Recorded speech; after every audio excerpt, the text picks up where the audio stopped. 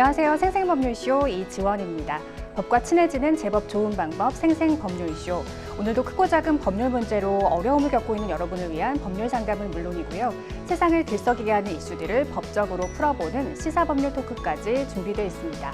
법률과 관련해 궁금한 내용이 있으신 분들은 상담 전화 02-557-8295번으로 연락 주시거나 법률방송 홈페이지 접속 후 법률상담 게시판에 문의 남겨주시기 바랍니다. 그리고 아래 하단에 보이는 이메일과 카카오톡으로도 상담 문의 받고 있습니다. 각 분야 전문 변호사가 무료로 성심성의껏 상담해 드리니까요. 많은 참여 바랍니다. 네, 지금 이 방송은 유튜브를 통해서도 실시간으로 함께 방송되고 있으니까요. 많은 시청 부탁드리고요. 유튜브를 통한 소통의 창구도 활짝 열어두겠습니다. 그럼 오늘 도움 주실 변호사님 소개해 드리겠습니다. 스타트업 언오픈드의 김동희 변호사님 자리하셨습니다. 어서 오세요. 네, 안녕하세요. 네, 김동희 변호사입니다. 오늘도 성심성의껏 참여하도록 하겠습니다. 감사합니다. 네, 오늘도 억울하고 답답한 분들을 위해서 명쾌상쾌 통쾌한 상담, 유익한 상담 해주시길 기대해 보겠습니다. 생생법률쇼, 그럼 오늘 접수된 상담 미리 살펴볼까요?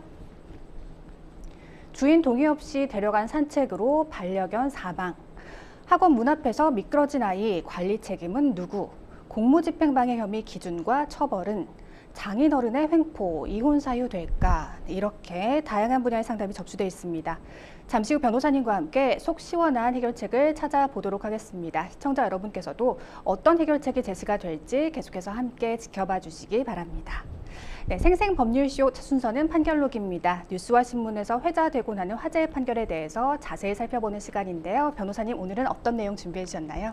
네, 오늘은 해운사 직원의 잘못된 컨테이너 온도 설정으로 육상 운송에서 사고가 난 경우에는 해상 운송의 위험을 고려해서 원래 배상 부담을 줄여주는 이제 상법 규정이 있거든요. 네. 근데 해당 규정을 적용해서는 안 된다라는 이제 대법원의 판단이 나왔습니다. 네, 그래서 11월 13일 대법원 민사 2부에서는 DB 손해보험이 HMM 등을 상대로 낸 구상금 청구 소송에서 HMM의 배상 책임을 제한한 원심 판결을 이제 파기하고 사건을 서울고법으로 돌려보낸 사건입니다. 그렇군요. 그럼 이번 판결을 어떤 의미로 볼 수 있을까요?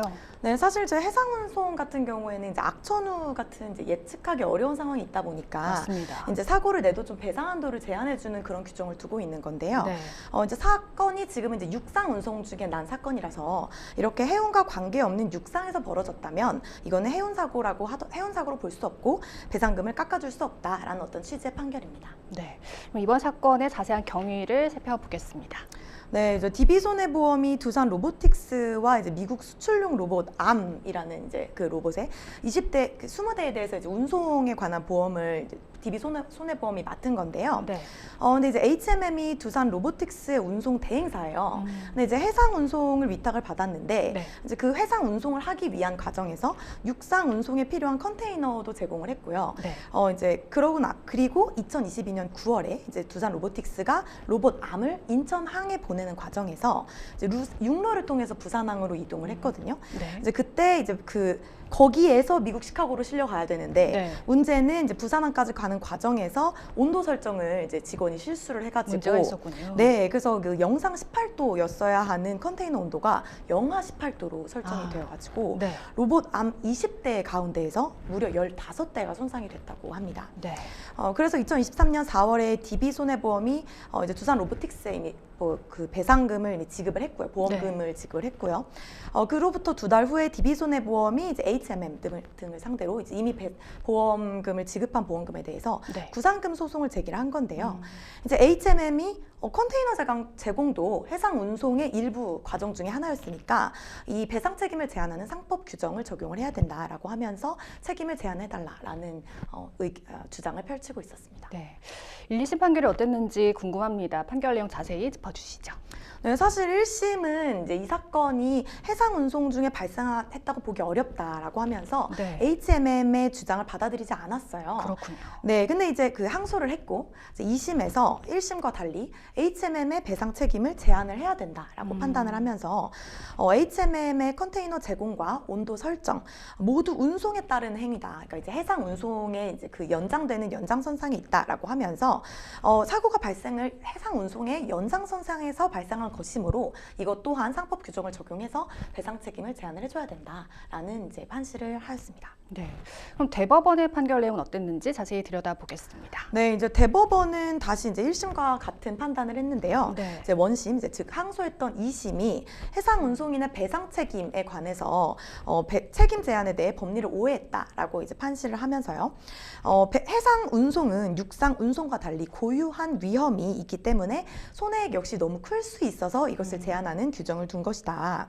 이렇게 짚으면서 근데 HMM의 컨테이너 제공과 그다음 잘못된 온도 설정은 해상 운송인으로서 운송물을 수령하다가 한 어떤 보관행위에 해당하는 것이 아니고 육상 운송 중에 이제 발생한 건이기 때문에 네. 해상 운송에 수반되는 고유한 위험으로 보기도 어렵다라고 하면서 이제 육상 운송에 대해서는 상법상 책임 제한 규정을 적용하지 않는 판시를 하였습니다. 네. 해운사 직원의 잘못된 컨테이너 온도 설정으로 육상 운송에서 사고가 날 경우 이 해상 운송의 위험성을 고려해 배상 부담을 덜어주는 상법 규정을 적용해서는 안 된다는 대법원의 판결까지 확인하셨습니다. 지금까지 판결록이었습니다. 여러분은 생생법률쇼와 함께하고 계십니다.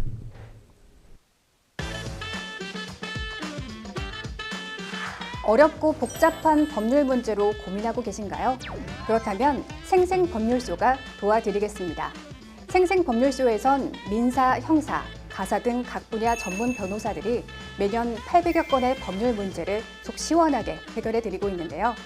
그럼 무료로 법률 상담을 받을 수 있는 3가지 방법, 지금부터 소개합니다. 첫째, 02-557-8295번으로 전화해 법률 상담 신청을 한다. 둘째, 법률방송 홈페이지에 접속해 법률상담 게시판에 사연을 올린다. 셋째, 지금 화면에 나오고 있는 이메일 주소로 사연과 연락처를 보낸다. 속 시원한 법률상담 프로그램 생생법률쇼. 지금 바로 상담 신청하세요.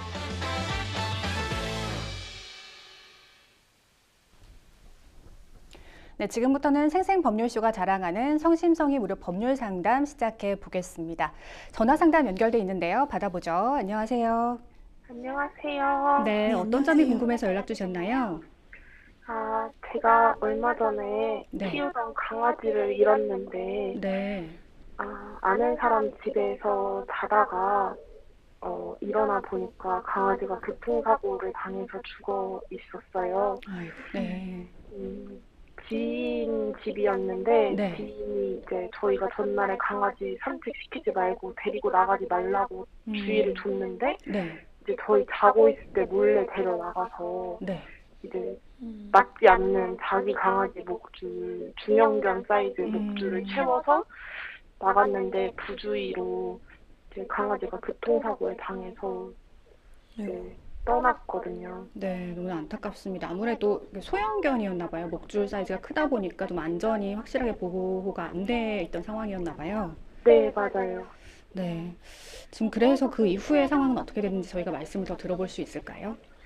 그 이후에는 이제 저희가 어떤 걸로 보상이 되지 않겠지만 네. 이제 그쪽에서 돈으로 많이 힘들어하고 있는 상황이라서 돈을 5천만 원을 그럼 달라라고 하니까 자기는 지금 일을 하지 않고 있어서 네. 500만 원밖에 줄 수가 없다라고 네. 해서 그러면은 제가 그럼 내가 그럼 돈을 다 돈을 줄 테니까 그러면은 너희들이 키우고 있는 강아지라도 달라라고 했는데 아무것도 해줄 수 없고 그러면 너가 이 돈을 받기 싫다면 고소해라. 어차피 강아지는 물건이라서 처벌이 미미하니 너네가 그냥 고소해봐라 라고 해서 지금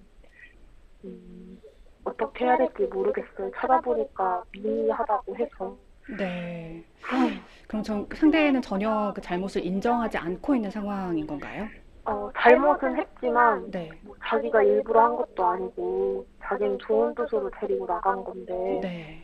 뭐 그게 뭐가 그렇게 잘못됐냐. 자기도 피해자다. 어쨌든 자기는 사고를 눈으로 직접 현장에서 목격을 했고 자기도 산책시키려고 그냥 데리고 나간 건데 문제가 없다라고 주장하고 있어요. 네. 사고를 당했을 때 좀 적당한 조치를 취했는지, 빠른 조치를 취했는지도 궁금한데요.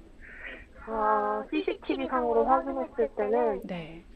강아지가 이제 그 가해자를 싫어해서 저희가 데리고 나가지 말라고 했던 건데 가해자가 목줄을 잡고 있는 걸 보고 강아지가 되게 많이 버둥거렸어요. 네. 근데 그거를 그냥 보고만 있더라고요. 그래서 목줄이 바로 풀리면서 차에 네. 깔렸는데 깔리자마자 이렇게 보더니 그 트럭 번호 이런 건 하나도 안 받고 강아지 그냥 들쳐 안고 여자는 뛰어서 병원에 갔고 남자가 저희를 깨우러 왔어요. 그럼 저희를 사고 깨우- 차량 번호는 지금 확보되지 않은 상황이겠네요. 네, 맞아요. 네. 어쨌든 사연은 잘 들었습니다. 정리해보면 지인이 보호자의 동의 없이 산책을 나가서 반려견이 사망에 이르렀습니다. 지금 책임을 회피하는 상황까지 번진 것으로 보이는데요. 네, 김동희 변호사님 나와 계십니다. 구체적으로 법률 상담 받아보겠습니다. 네, 안녕하세요. 네, 안녕하세요. 네, 지금 옆에서 이제 말씀하시는 거를 이제 들었습니다. 이제 좀 너무 안타까운 일인데요. 그럼 지금 뭐 그쪽에서는 고소해라라는 태도만 취하고 있고 그 외에는 이제 어떠한 뭐 조치를 취하고 있지 않은 걸까요? 네, 따로 조치는 취하지 않고 있고 그냥 저희 주변 사람들 전화해서 저희가 어떻게 하고 있는지 동태만 계속 물어보는 것 같아요. 근데 뭐 어떻게 보면 그분이 많이 알아보셨나 봐요. 이제 이게 아무래도 아직까지는 법률상으로 이제 저희 반려동물인데도 요즘에는 아직까지는 법상으로는 물건으로 취급되고 있는 상황은 맞기는 해요. 네, 네, 그러다 보니까 이제 재물 손괴죄가 이제 만약 문제가 된다면 문제가 되게 되거든요. 네, 네, 이제 재물 손괴죄가 안타깝게도 이제 과실범은 처벌을 하지 않고 고의범만을 처벌을 하고 있어요. 네, 네, 그러다 보니 이제 제가 여쭤보고 싶었던 거는 이게 정말 이분이 과실로 한 게 맞는지. 왜냐하면 물론 사고 순간에는 사실은 뭐 저 냉정하게 말하면 과실로 판단될 가능성이 높아 보이기는 해요. 근데 제가 이제 옆에서 들었을 때에는 데리고 가지 말라고까지 얘기를 전날 했고, 그리고 사실 지금 그 상담자님의 관리 하에 있는 반려견을 굳이 아침에 몰래 산책을 데리고 나가야 될 만한 어떤 요인이 있을까요? 아니요. 그쪽 주장은 그쪽은 겨울개를 키우고 저희 개는 추위를 싫어해서 저희는 산책을 겨울에 안 시키는 편인데 그쪽에서는 왜 산책을 안 시키냐, 강아지가 불쌍하다, 내가 내일 산책시켜주겠다라고 해서 저희가 영하로 떨어지면 저희 개는 산책을 하지 않고 우리는 애견 카페에 갈 예정이니 산책에 안 나가줬으면 좋겠다. 그냥 데리고 가지 말라라고 네. 했는데 그냥 몰래 데려나가요. 그래서 저는 이제 뭐 굳이 이제 만약에 이 부분을 만약에 제가 이제 담당 변호사고 좀 사연자님의 상황에 맞게 얘기를 한다면 저는 이 부분이 정말 과실이었는가에 대한 좀 경찰의 판단을 받아보려고도 했었을 것 같아요. 이제 물론 결과적으로는 사실 이제 과실 쪽으로 판단될 가능성이 높다는 생각은 드는데요. 근데 지금 어찌됐건 전체 정황상으로는 이제 과실은 명확하고 당연히 명확하고 이제 좀 뭐 구체적인 조치를 취하지 않았다라든지 뭐 목줄 또한 그렇다면 좀 소형견의 목줄을 채워서 나갔을 수도 있고 본인도 강아지를 키우고 있다면 이 목줄의 그 크기가 중요하다는 점을 충분히 잘 알고 있는 사람이었을 거라고 생각이 들어요. 네. 그렇죠. 그래서 그렇다면 이건 좀 과실을 넘어서 거의 중과실, 그래서 거의 고의까지도 저희가 한번 다퉈볼 수 있지 않을까라는 생각을 한번 해보기는 했거든요. 네. 이제 그렇게 된다면 저희가 이제 한번 형사적으로는 재물 손괴를 다퉈볼 만한 여지는 있다. 이제 다만 제가 뭐 이건 무조건 재물 손괴가 돼서 이건 기수가 분명히 된다라고 말씀드리기에는 좀 상황상으로는 이제 과실 쪽으로 갈 가능성이 높아는 보여요. 근데 제가 이제 이 말씀을 드리는 거는 뭐 그분이 이제 고소해라라고 이제 당당하게 말하는 이유 중에 하나는 아마 고소해도 아무것도 안 될 거야라고 판단하시는 뭐 그런 뭐 배짱이 있어서일 것 같거든요. 맞을까요? 네, 맞아요. 네, 그래서 제가 듣기로는 제가 이제 좀 사전에 살짝 이야기를 들었는데 이제 이렇게 만약에 경찰서를 가게 되면 무고죄가 되는 건 아닌가라는 것에 대해서도 좀 고민을 한다고 하셨어요. 네, 맞아요. 혹시 무고죄라고 생각하신 연유는 무엇일까요? 제가 이 일을 겪고 네, 변호사 사무실을 많이 알아봤는데 네, 더 잘못하면 무고죄 걸릴 수 있다고 형사는 하지 말라고 하시더라고요. 그렇게 하셔서 뭐 그래서 무슨 마음으로 그렇게 말했는지는 이제 이해는 돼요. 이제 왜냐하면 제가 이제 계속 말씀드렸다시피 이게 좀 과실적으로 아무래도 일반적으로는 뭐 일부러 죽이겠다라고 데리고 나간 건 아니기 때문에 아무래도 과실로 판단이 될 가능성이 높고 그렇다면 과실로 인한 재물손괴죄가 성립하지 않다 보니까 그러면 형사처벌이 안 될 거고 그렇다면 오히려 괜히 와가지고 이제 고소를 했을 때 무고죄가 될 수도 있다라는 어떤 이제 얘기를 하신 건데 저는 이제 말씀드리고 싶은 거는 이제 사실 무고죄라 함은 타인을 처벌시킬 요량으로 일부러 이제 없던 사실을 가지고 이제 이야기를 해서 뭐 경찰서에 가서 이 사람 무조건 형사처벌할 목적으로 갔을 때 이게 성립하는 죄송합니다. 범죄거든요. 네. 근데 이제 이 사안으로 봤을 때는 물론 재물손괴죄가 되지 않는다 하더라도 무조건 무고죄라고 갈 수는 없는 게 지금 있었던 사실이고 이제 생각하시기엔 난 충분히 주의를 줬고 이분이 거의 뭐 지금 이렇게 나간다는 거는 지금 고의로 내 지금 나의 강아지를 나의 반려동물을 지금 해할 마음도 있었을 것 같다라는 정도의 이제 마음을 저희는 생각을 하고 있다라고 해서 이제 경찰에 간다면 이건 수사기관이 판단할 문제인 거지 이 이야기를 했다고 해서 사실 무고가 바로 된다고 저는 생각하지는 않아요. 네, 이제 무고는 정말 이제 그분을 뭐 이제 음해할 목적으로 형사처벌을 할 목적으로 없던 사실을 가지고 막 얘기를 할 때 그럴 때 이제 그 상담자님에게 무고죄 이제 무려 이제 형사처벌 형사범죄에 해당하는 이제 죄를 씌이게 되거든요. 근데 이제 그건 아니기 때문에 그건 아니라고 생각을 하고 이제 제가 이렇게 사실 길게 말씀드린 이유는 이건 이제 민사상으로는 명확해요. 이제 민사는 가능하다는 얘기 많이 들으셨죠? 네. 네, 뭐 어떻게 혹시 안내 받으셨어요? 민사는? 너무 많은 얘기를 들어가지고. 네네네. 민사로 하면은 뭐 무조건 될 수 있는데 합의금이나 뭐 이런 금액 부분에서는 300 정도밖에 안 될 거라고 하시더라고요. 합의금이라 하시면 이제 민사를 만약에 소송을 한다고 했을 때 이제 받을 수 있는 어떤 그 승소 금액이 한 300만 원 가량 정도 될 거다라는 말씀이실까요? 네, 맞아요. 네. 근데 저는 어쨌든 돈은 사실 필요가 네네네. 없긴 한데 이제 그 사람들이 힘들었으면 좋겠거든요. 네네네. 저한테 나눠서 갚더라도 그걸 갚으면서 얼마나 잘못했는지를 알았으면 좋겠는데 300이라는 돈이 어쨌든 일을 열심히 한다고 하면은 금방 갚을 수 있는 돈이라서 그게 과연 그 사람들이 그걸 확정이 나도 미안해 할까라는 생각이 들긴 해요. 네.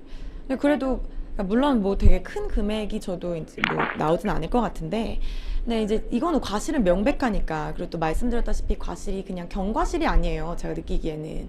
왜냐면 전날에 분명히 주의 의무를 줬어요. 지인님을 무서워한다, 지인분을 무서워한다는 얘기를 했고 우리 강아지는 산책이 필요 없다. 데려가지 말라라고 충분히 사전에 주의를 요청을 했다라는 생각이 들고요. 그리고 이 정도면 예견 가능성이 충분히 있었다고 저는 생각이 들어요. 그 300만 원이 일률적으로 300만 원이 나오는 건 아니고 충분히 소명을 하셔야 되거든요. 그러니까 이제 과실이 되게 명확하고 거의 전 중과실에 해당한다고 생각을 하고 있는데 이렇게 되면 뭐 당연히 지금 뭐 어떤 치료비, 그다음에 장례식도 치러주실 거라고 생각이 드는데 뭐 장례식 비용 등 어떤 객관적인 비용은 당연하고 이제 요즘에는 이제 정신적 위자료를 좀 높게 그래도 이제 반려동물에 대한 지위를 이제 그 재판에서도 높게 요즘 점점 인정하고 있는 추세이기 때문에 조금 더 정신적인 위자료를 높게 인정하고 있어요. 과거에 비해서는.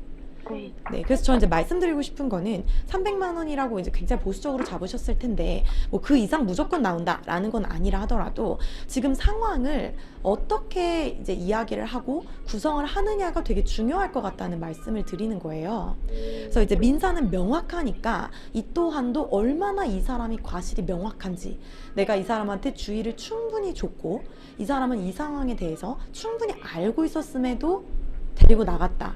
그리고 목줄도 이 사람이 강아지를 본인도 반려견을 키우고 있는 주인으로서 이 목줄이 얼마나 중요한지 충분히 알고 있는 사람인데도 이런 과실을 행했다는 것은 이거는 이 사람 잘못이 굉장히 크다라는 입증을 많이 하셔가지고 어떤 배상 금액도 전 높여야 된다라고 보고 있고요. 네. 네, 그리고 이제 뭐 이게 민사는 되더라도 보통 이제 민사는 말씀하신 것처럼 금액도 적고 민사는 이제 보통 뭐 이렇게 압박이 안 되는 경우가 많아요.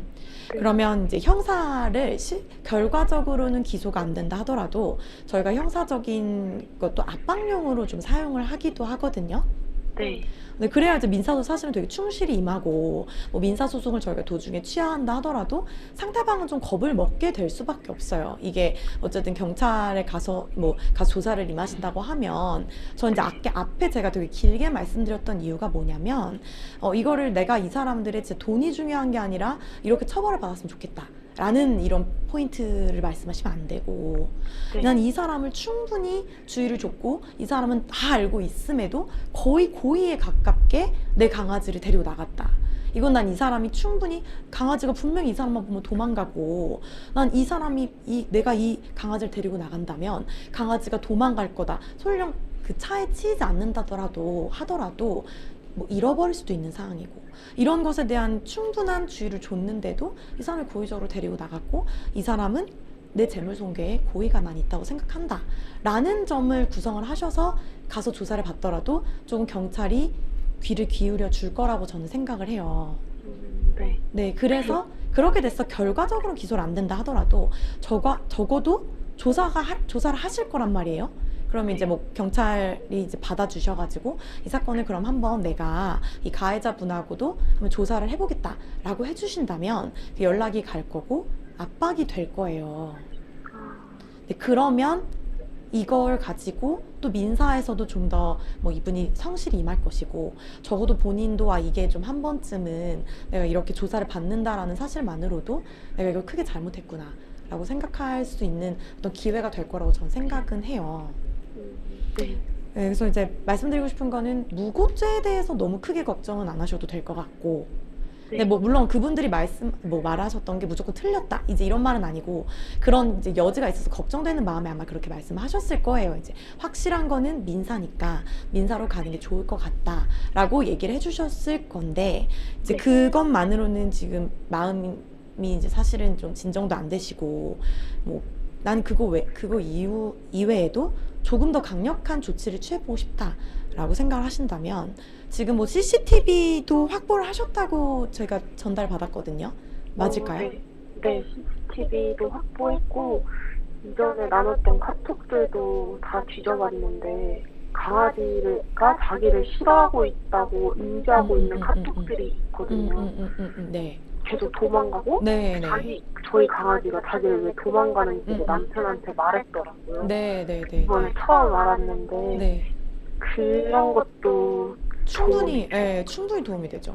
왜냐면 이거는 민사에서도 도움이 되고 왜냐면 본인의 과실을 저희가 이제 입증하는데 심지어 그냥 과실이 아니라 가벼운 과실이 아니라 이 정도면은 이 사람 충분히 알고 있는 중과실에 거의 해당하는 정도다라는 이제 저희가 입증을 할 수 있기 때문에 이거는 민사에도 도움이 되고 아마 이제 배상액을 측정하는 것에 있어서도 충분히 도움이 될 만한 증거이니까 다 이제 모아두시고 이제 형사에서도 아까 말씀드린 것처럼 이 사람이 과실이 아닌 것 같다.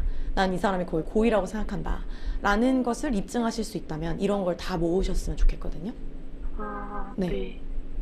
그래서 이제 그래서 너무 이제 무고죄를 걱정하셔서 아예 가보지도 마시고 사실 고소는 이제 고소장을 잘 이제 쓰고 나시면 이제 그 수사관님이 되게 잘 처리를 해주실 거예요. 뭐 사실관계도 물어보게 될 거고 이것저것 물어보게 될 텐데 그때 막 저는 이 사람이 너무 괘씸해가지고 이런 것보다는 내가 정말 이 사람의 사실관계를 입증을 하면서 이러이러한 사실을 봤을 때라는 걸 좀 더 입증을 하셨으면 하는 마음에 제가 처음에 되게 길게 여쭤보고 말씀을 드렸습니다.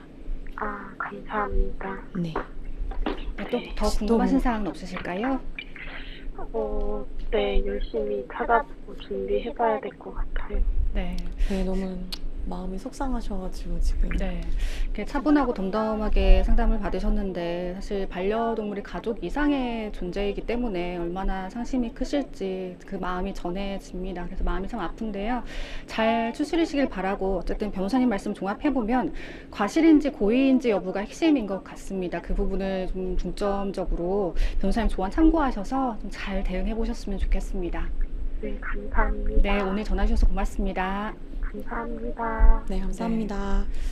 참 이렇게 강아지가 물건으로 취급이 돼서 이렇게 이런 현실이 발생한다는 생각이 드는데요. 결국 이분께서 소송을 하려는 이유는 돈보다도 결국 잘못을 제대로 인정하지 않는 사람들에게 고통받아서 그거에 대해서 좀 명확하게 책임을 묻고 싶으신 거잖아요. 네, 맞습니다. 지금 그런데 이제 과실이 아닌 고의범만 처벌을 하고 있다고 말씀을 해주셨어요. 네, 네, 맞습니다. 그래서 재물 손괴 자체도 사실 이걸 정말 물건이라고 본다면요. 네.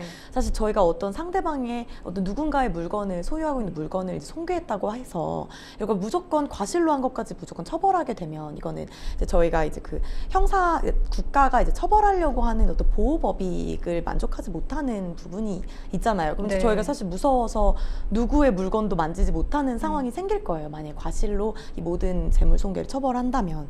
이제 그러다 보니까 이제 그 보호법익상으로는 이 죄는 어쩔 수는 없는데 이제 문제는 아직까지 강아지가 어떤 생명체를 저희가 관리하는 물건으로 이제 보고 있다는 점. 네. 이제 그 부분 때문에 지금 이런 이슈가 발생을 한다고 저는 생각을 하고요. 이제 아마 향후에는 이제 좀 이 물건으로 보지 않는 날이 온다면 이게 좀 이런 뭐 문제가 있을 때 좀 다른 방법으로 처벌할 수 있는 여지가 생길 것 같습니다. 근데 과실 부분은 좀 확실해 보이는 게 지금 사연을 들어보면 네. 소형견임에도 불구하고 사실 네. 소형견들은 영상 5도 아래로만 내려가도 산책이 위험하다고들 하잖아요. 그런데 지금 그렇게 좀 추운 날씨에 산책을 하는 것이 위험함에도 불구하고 분명히 또 네. 보호자께서는 전날 산책을 하지 말라고 당부를 네. 했음에도 불구하고 굳이 소형견이 아닌 중형견의 목줄을 착용하면서까지 산책을 갔단 말이죠. 네. 근데 이 부분을 확실히 문제 삼을 수는 있겠죠. 네, 그래서 이제 저는 이제 계속 말씀을 드렸던 게 사실 본인 과실인지 고의인지는 네. 내밀한 영역이기 때문에 사실 저희가 판단하기 굉장히 어려운 영역이에요. 네. 이제 그러다 보니까 이제 전체적인 정황상 그리고 뭐 간접 증거들, 간접 정황을 이제 가지고 그 사람의 내밀한 영역을 판단하게 되는데 이제 일반적으로는 이런 이제 강아지 산책 부분에서 사고가 나는 경우에는 과실로 판단하는 부분이 사실 대부분이기는 해요. 근데 이제 네. 그렇지만 전 이 네. 사안에 대해서는 조금 더 면밀히 이 부분을 다퉈봐라라고 이제 말씀을 드렸던 거는 그분이 어떤 마음을 먹었는지 모르겠어요. 물론 뭐 저는 뭐 고의로 그랬을까라는 생각도 사실은 개인적으로는 했었어요. 사실은. 네. 그치만 이제 사연자분이 계속해서 강조를 했고 본인을 싫어한다는 것도 알고 있고 맞습니다. 이제 사실 그렇게 해서 작은 목줄도 아니고 큰 목줄을 채워서 나가게 되면 무서워하는 사람과 가게 되면 도망갈 수도 있고 네. 이제 그 또한 이제 잃어버린다면 유기가 된다면 그 또한 사실상 지금 이분에게는 손괴나 다름없는 상황이 생기는 거잖아요. 이제 거의 네. 더 이상 볼 수 없는 상황이 되는 거니까. 네. 그래서 이런 부분을 종합을 해봤을 때 조금 다퉈볼 수 있지 않겠느냐라는 이제 말씀을 사실 드려본 거예요. 이제 결과적으로 기소가 안 된다 하더라도 이 부분을 가볍게 넘기지 말자. 왜냐면 이 부분이 너무 이 사람의 단순 과실이라고 하기에는 좀 의도가 있을 수도 있다라는 맞습니다. 이제 생각이 좀 들어서 이제 그런 부분을 좀 강조는 보았습니다. 물론 저희 이제 추정입니다만 좀 보란 듯이 일부러 데리고 네. 나간 것이 아니냐라는 생각이 사실 들긴 합니다. 사실 일반인 입장에서는 형사와 민사 소송의 차이를 잘 구분하기 어려울 수도 있는데 지금 상담을 또 받으셨을 때 이제 형사 소송 부분은 무고죄가 될 수 있으니 좀 민사 소송을 해봐라 이렇게 조언을 받으셨던 것 같아요. 네네네. 그런데 그런 것 오히려 같아요. 네. 형사 소송을 해서 압박용으로 이용할 수도 있다 이렇게 조언을 해주셨거든요. 네, 그러니까 저도 사실 그분들이 이제 상담해 주신 게 전혀 큰 틀에서는 틀리지는 않은 이야기라고 생각은 하고요. 이제 네. 다만 민사 소송은 이제 확실한 부분이니까 이제 배상액을 좀 더 받으실 수 있도록. 그러니까 물론 뭐 배상액이 중요한 건 아니라고 하셨지만 그것이 또 만약에 그분이 이제 잘못을 시인하는 어떤 뭐 척도가 된다고 한다면 맞습니다. 배상액 부분에서도 이런 과실 부분을 좀 더 강조했으면 하는 부분이 있었고 이제 민사는 좀 명확하니까 그 부분에 네. 이제 깊게 말씀을 안 드렸고 좀 이제 어떤 민사 소송에도 충실히 임하게 되고 이분이 스스로도 좀 반성을 하는 태도를 뭐 만들기 위해서라도 이제 형사 고소를 네. 약간 압박용으로 한번 이제 뭐 이게 시도해 보시는 건 어떤가. 왜냐면 무고죄를 너무 우려하셨었으니까 네. 이제 그렇게 좀 없던 사실을 일부러 만드신 건 아니기 때문에 무고죄를 너무 염려하지 마시고 한번 수사기관에 가서 이제 압박용으로도 한번 고소를 진행해 보셨으면 하는 마음도 이제 있어서 그 부분을 오히려 더 저는 자세히 말씀드렸습니다. 그러니까요. 지인 관계였기 때문에 오히려 처음부터 네. 잘못을 인정하고 반성을 맞아요. 했다면 맞아요. 이렇게까지 상황이 악화되진 맞습니다. 않았을 텐데요. 참 안타깝습니다. 사실 이제 내용 증명을 네. 보내는 것도 말씀드리려고 했었는데 네. 사실 그 부분이 지금 이미 넘어간 상황인 것 같더라고요. 이제 네. 상대방은 전혀 반성을 안 하고 있다고 하셔가지고. 그럼 이제부터 어떻게 대응하면 좋으실지 간단히 정리 부탁드리겠습니다. 네, 이제 뭐 저는 뭐 계속 좀 장황하게 말씀을 드린 것 같은데요.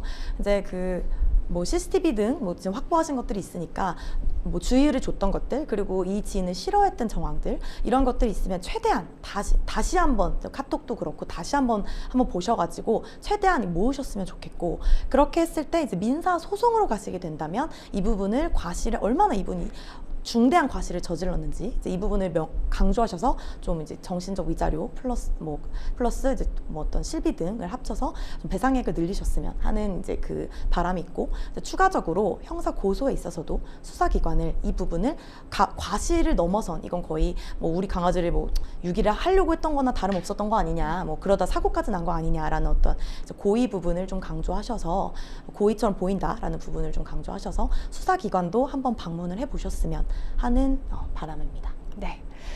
전화 상담은 여기서 마무리하겠습니다. 여러분은 생생법률쇼와 함께하고 계십니다.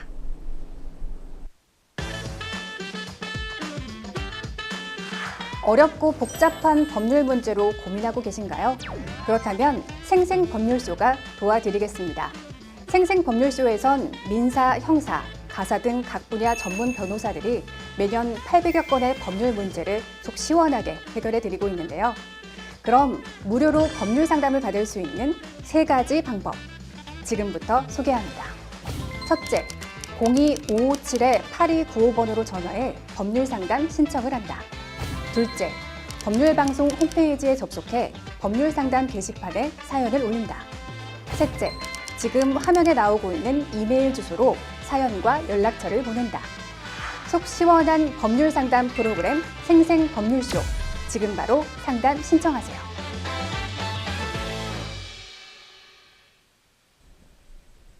이번에는 법률방송 이메일을 통해 들어온 여러분의 고민을 해결해 드리겠습니다. 어떤 내용인지 만나보시죠. 초등학생 아이가 학원 수업을 마치고 귀가를 위해 엘리베이터를 타러 가던 중 미끄러지는 사고가 있었습니다. 병원 진료 결과 발목 인대 파열 진단을 받았고 일정 기간 치료가 필요하다는 소견을 들었습니다. 사고가 발생한 장소는 학원 출입문을 나서자마자 이어지는 엘리베이터 앞 복도였습니다.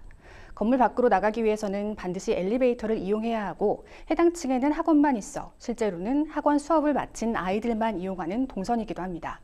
사고 당일은 비가 온 뒤였고 엘리베이터 앞 복도 바닥이 젖어 있었습니다.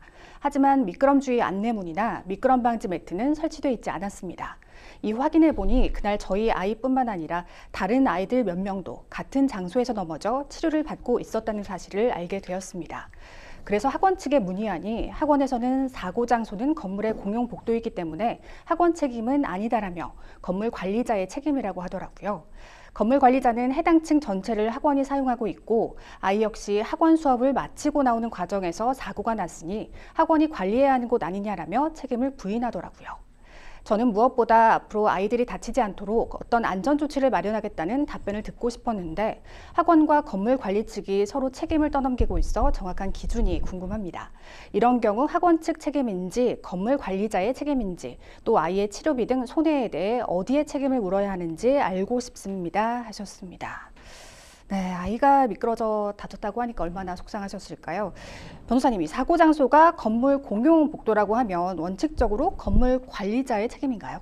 네, 이제 원칙적으로 공용 공간이라고 이제 저희가 판단을 하면 이제 건물 소유자이면서 이제 관리 주체인 그 건물주, 이제 관리인의 책임으로 보는 게 원칙이긴 합니다. 네, 그렇군요. 그런데 지금 해당 층을 학원이 단독으로 사용을 하고 있습니다. 실제 이용자도 학원생뿐인데도 과연 공용 공간인 건지 학원 측의 과실은 전혀 없는 건지도 궁금합니다. 네. 이제 사실 이제 공용 공간인지 여부가 어떻게 보면 좀 중요한 거잖아요. 네. 이제 공용 공간인지 여부는 이제 구분 소유자 모두의 효용 가치를 위해서 있는 공간인지 필요한 공간인지 여부가 중요한 판단 기준이 되거든요. 그래서 이제 법원은 형식적인 구분도 중요하긴 한데 이제 실제 관리, 지배 관계를 이용해서 어떤 이용 실태가 어떻게 되는지 그리고 이제 그 어떤 뭐 합의가 어떻게 된 부분은 없는지 이제 그런 부분까지 다 판단을 해서 네. 공용 공간인지 여부를 생각을 하는데 이 지금 사연을 보면 해당 층이 학원이 단독으로 사용을 하고 있다고 나오더라고요. 맞습니다. 이제 그러면 이제 복도가 사실상 학원의 점유로도 볼 수 있을 가능성이 있습니다. 그렇군요. 지금 아이들이 반드시 지나가야 하는 귀가 동선이었다는 점도 책임 판단에 영향을 줄 것 같은데요. 이 부분은 어떻게 보십니까? 네, 당연히 책임 판단에 영향을 줄 것 같은데요. 이제 네. 왜냐하면 이제 대체 경로가 없고 이 곳으로만 지나가야만 이 건물 밖으로 나갈 수 있다라고 하였기 때문에 이제 네. 시설을 이용한 이제 그 필수적인 어떤 본질적인 공간이거든요. 그래서 이 해당 공간을 관리해야 되는 주체의 책임 정도가 당연히 높아지게 될 수밖에 없습니다. 네. 지금 상담자님께서 문제를 제기하신 부분이 비 오는 날에 바닥이 젖어 있었고 미끄럼 주의 표지나 매트도 없었고 또 같은 장소에서 다른 아이들도 넘어졌었거든요. 그럼 학원 측에도 안전 배려 의무 위반이나 시설 관리상 과실이 인정될 여지는 없을까요? 네, 이제 아까 이제 공용 공간을 말씀드린 이유가 저희 이제 민법에 따르면 이제 공작물, 이제 이런 건물 같은 것도 공작물에 해당을 하는데요. 네. 이제 점유자나 소유자가 타인의 그 손해에 대해서 배상을 하도록 되어 있습니다. 근데 지금 이 경우에는 그러면 2층을 이 학원만 사용을 하고 있기 때문에 저는 이제 점유자로서의 책임이 있다라고 보고 있는 거고요.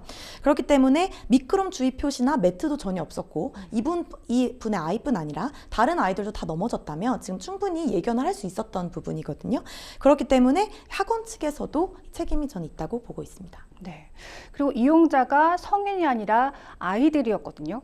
이 아이들이라는 점에서 학원이나 건물 관리자의 안전 의무가 더 엄격하게 좀 요구되진 않는지도 궁금합니다. 네, 아무래도 그 학원 측, 특히나 학원 측 입장을 본다면 아이들이 이용한다는 미성년자들이 이용하고 이제 뛰어다니는 아이들이라는 점을 인지를 하고 있었고 이제 예견 가능성, 부주의에 대한 예견 가능성과 예측 가능성이 굉장히 높기 때문에 이런 경우에는 성인만 이용하는 곳보다는 더욱더 높은 주의 의무를 요구하게 됩니다. 알겠습니다.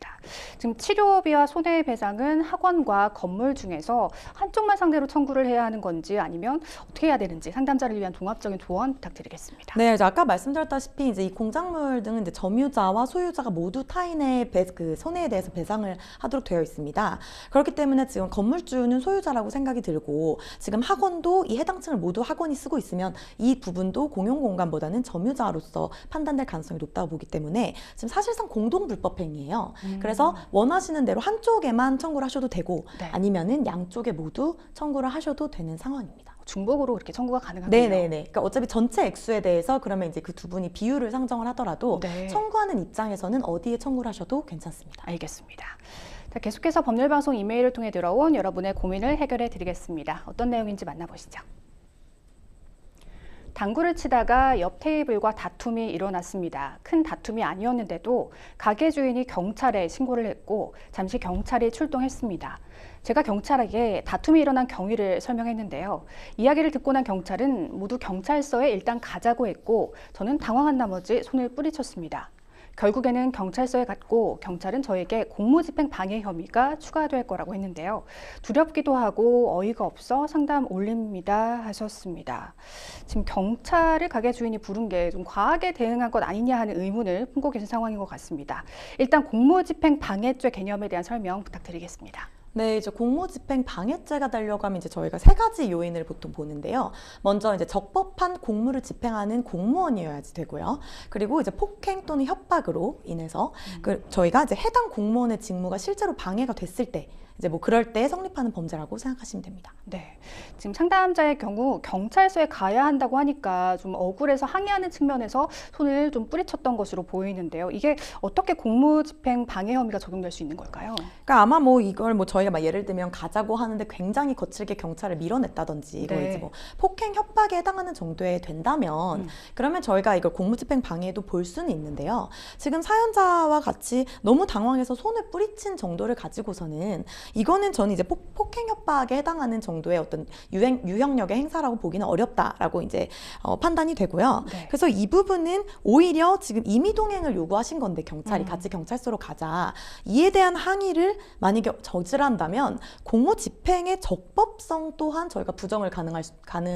부정도 할 수 있는 사안이라고 생각이 들어요. 네. 그래서 저는 이 정도를 가지고서는 공무집행 방해로까지 성립하기는 어렵다라고 생각하고 있습니다. 그 손을 뿌리친 정도가 과연 어느 정도인지 좀 객관적 판단은 필요해 보이긴 합니다만 일단 상담자님의 말씀을 보면 경찰의 손을 살짝 뿌리쳤다고 하셨거든요. 이렇게 가볍게 접촉한 것도 처벌이 되는 건가요?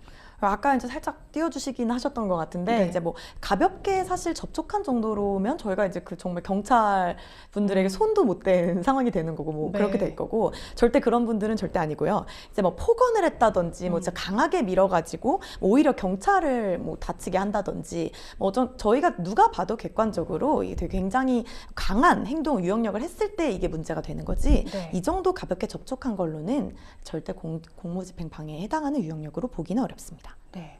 지금 걱정하시는 부분은 처벌을 얼마나 받을지 여부일 텐데 공무집행 방해로 처벌을 받게 되면 그럼 어떤 처벌을 받게 됩니까? 이제 만약에 이게 공무집행 방해로 이제 인정이 성립이 돼가지고 가시게 되면 이제 5년 이하의 징역이나 아니면 이제 1,000만 원 이하의 이제 벌금을 받으실 수는 있는데요. 네. 근데 계속 말씀드렸다시피 저는 지금 이 사안으로만 봤을 때는 공무집행 방해 정도에 해당하는 그 지금 유형력은 아니라는 생각이 들어서요. 네. 너무 걱정은 안 하셔도 될 것 같아요. 네. 그럼 마지막으로 상담자분께 조언 한 말씀 해주실까요? 네, 이제 뭐 사실 지금 어찌 보면 항의를 하려고 하시다가 이제 가볍게 손을 뿌리친 정도가 된 것 같은데요.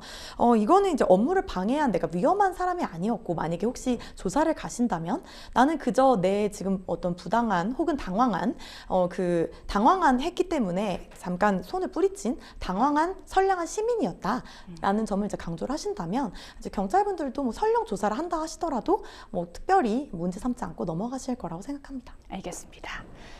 자, 계속해서 법률방송 이메일을 통해 들어온 여러분의 고민을 해결해 드리겠습니다. 어떤 사연인지 만나보시죠. 결혼한 지 1년 6개월 정도 된 남편입니다. 저희 부부는 결혼하자마자 처가댁 근처로 신혼집을 정해서 살기 시작했습니다.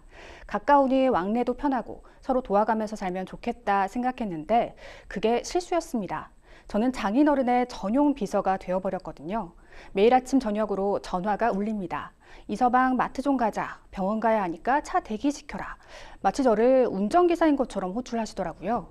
그리고 시도 때도 없이 홈쇼핑이나 인터넷 쇼핑몰 링크를 보내면서 이거 주문해라, 저거 결제해라 하십니다. 물론 쓴 돈을 주시긴 하지만 어떨 땐 턱없이 부족하게 주시거나 나중에 줄게 하고 잊어버릴 때도 많습니다. 직장 생활하느라 눈코 뜰 새 없이 바쁜데 왜 딸인 아내에게는 연락 한 번 안 하고 저한테만 이러시는 걸까요? 물론 아내는 컴퓨터나 인터넷을 전혀 못해서 그런 거라지만 그래도 너무하잖아요. 아내에게 말을 꺼내도 아빠 좀 도와드리는 게 그렇게 힘드냐라면서 오히려 저를 타박하니 더 답답할 노릇입니다.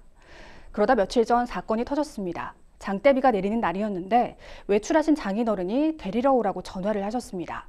먼 곳에 계신 건 아니었지만 저는 아직 회사에 잡무가 남아있어서 죄송하지만 오늘은 어렵습니다 라고 정중히 거절했죠. 그랬더니 장인어른이 대뜸 소리를 지르시며 화를 내시는 겁니다. 저도 더는 참을 수가 없어서 전화를 끊어버렸습니다. 잠시 후 장인어른에게서 음성 메시지가 왔습니다. 우리 집에서 아들 역할 못할 거라면 이혼하라고 입에 담지 못할 욕설과 폭언을 퍼부으셨습니다. 제가 처가 식구들을 돕지 않겠다고 하는 것도 아닌데 일상과 결혼 생활 전체를 침해받는 느낌이라 너무 힘듭니다. 이혼할 수 있을까요? 하셨습니다. 네, 장인어른 때문에 갈등을 겪고 계십니다. 중간에서 아내분이 좀 잘 대처를 했으면 좋았겠다는 아쉬움이 들긴 하네요. 네, 사실 이제 중간 역할만 잘해줘도 이렇게 사연으로 발전하지 않는 경우가 굉장히 많은데 좀 네. 아쉽습니다. 네. 그럼 이렇게 직계 존속의 과도한 간섭이나 부당한 대우가 실제로 이혼 사유가 될 수는 있는 거죠? 네, 저희는 이제 그 민법 840조에서 이제 재판상 이혼할 수 있는 사유들을 정해두고 있어요. 이제 그럴 때 이제 여기에 명확하게 해당하는 사유가 하나 있는데요. 배우자 또는 그 직계 존속, 배우자의 직계 존속이 심히 부당한 대우를 뭐 할 때, 이제 그럴 때 저희가 이제 이 사유가 해당을 하거든요. 네. 네. 그렇기 때문에 지금 이 사안은 해당한다고 저는 보고 있습니다. 지금 부당한 대우를 받은 상황이라고 생각하시는군요. 네. 지금 아내분께서 이런 상황을 말리는 게 아니라 오히려 우리 아빠 도움 좀 드리면 안 되냐 이렇게 네. 이야기하면서 남편의 어려움을 외면했습니다. 지금 남편으로서는 공감을 발휘했을 건데 좀 외려 아내의 반응이 서운하셨을 것 같은데요. 이런 아내의 행동도 이혼 사유가 될 수 있을까요? 이제 아까 말씀드렸다시피 이제 배우자 또는 그 직계 존속으로부터 부당한 대우를 받았을 때이잖아요. 근데 지금 이렇게 보면 아버지가 충분히 부당한 대우를 하고 있는데 이것을 묵인하고 어찌 보면 저는 방조하고 있는 행동이라고 생각을 해요. 그래서 이 또한 아내 또한 지금 부당한 대우를 하고 있다라는 생각이 들고, 만약에 이제 그 정도가 아니라 하더라도 저희가 또 같은 조에 그 혼인을 계속하기 어려운 중대한 사유가 있는 경우에 대한 사유가 있습니다. 이건 뭐라고 하냐면 이제 어떻게 보면 부부 간의 애정과 신뢰가 이제 바탕이 되어야 되는데 혼인의 본질에 이제 그 공동 생활 관계가 회복할 수 없을 정도로 파탄되고 그 혼인 생활을 계속 강제하는 것이 일방 배우자에게 참을 수 없는 고통이 되는 경우, 이런 경우를 저희가 이제 혼인을 계속하기 어려운 중대한 사유가 있는 경우라고 보고 있거든요. 지금 아내분의 태도를 봤을 때, 그리고 여기 사연에는 간단하게 나왔지만 아마 전혀 중간 역할을 해주지 않고 방조하고 있는, 방치하고 있는 것으로 생각이 돼요.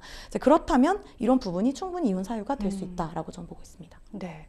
지금 장인어른이 음성 메시지를 남기시면서 좀 이혼을 해라, 아들 역할 못할 거라면은 안 된다, 이렇게 부부 관계를 좀 방해하신 것 같아요. 그래서 욕설까지, 폭언을 담긴 음성 메시지까지 보내셨습니다.